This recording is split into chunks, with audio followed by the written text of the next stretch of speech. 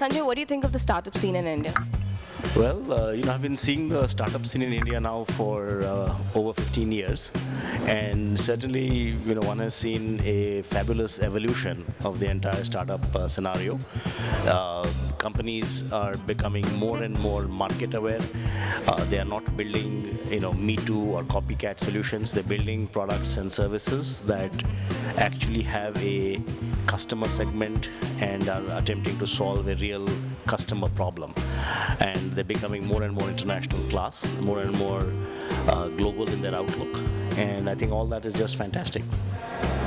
And do you see a particular category or industry where a lot of promising entrepreneurs are coming up these days? And is there a particular industry where you think a lot of entrepreneurship opportunities?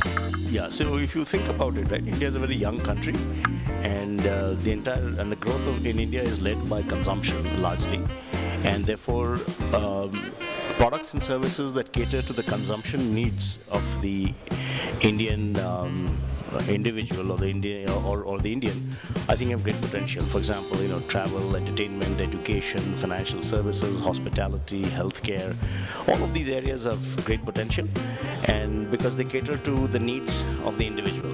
And as people start becoming more aware, start becoming more tech savvy, start acquiring greater disposable incomes, I think you'll see a more and more growth taking place in all of these sectors. Last question, what goes into deciding funding an idea? I think two fundamental things, right?